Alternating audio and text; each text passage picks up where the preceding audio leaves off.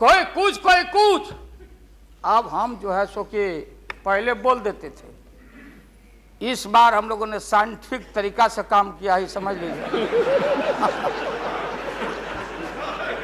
क्योंकि साइंस और टेक्नोलॉजी का युग है। आप डंटा पहना छोड़ के अग्नि में प्रवेश कर गए हैं, अब पोखरण में, तो हम लोग भी अब साइंटिफिक तरीका का इस्तेमाल किया है। आप पूछ रहे हैं क्या रूप होगा, क्या रंग होगा? इसमें रंग अजूबा होगा, इस रंग का कोई जवाब आपके पास नहीं होगा। आप जाइए।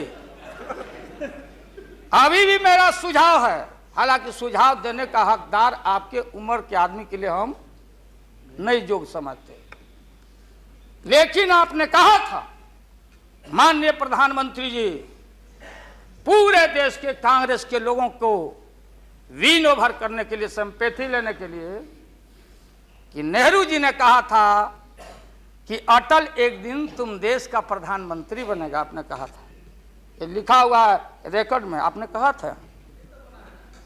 तो आप एक बार नहीं, आप 2 बार हो गए। नेहरू जी तो एक बार बोले, आप हो गए 2 बार। आप तो जान छोड़िए मुल्क का। महोदय, दूसरे को आने दीजिए। महोदय, क्या आपने कहा था?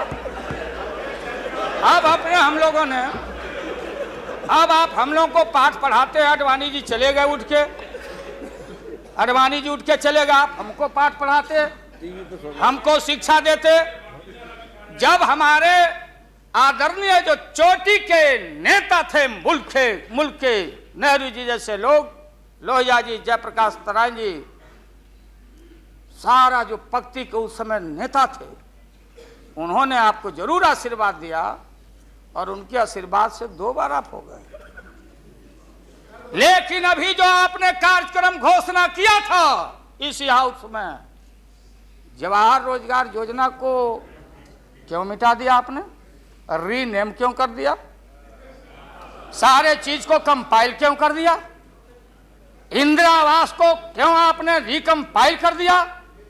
आप इतिहास को मिटा के और आरएसएस के संस्कृति को देश की जनता पर लालच दिखा के लादना चाहते हैं। इसके लिए हमने कहा, ये सवाल सत्ता का कौन क्या हो नहीं हो, क्या कौन मंत्री, क्या मंत्री हो, मंत्री आएंगे और जाएंगे, लेकिन एक बार मुल्क मुट्ठी से निकल गया तो फिर संभाल से बाहर हो जाएगी।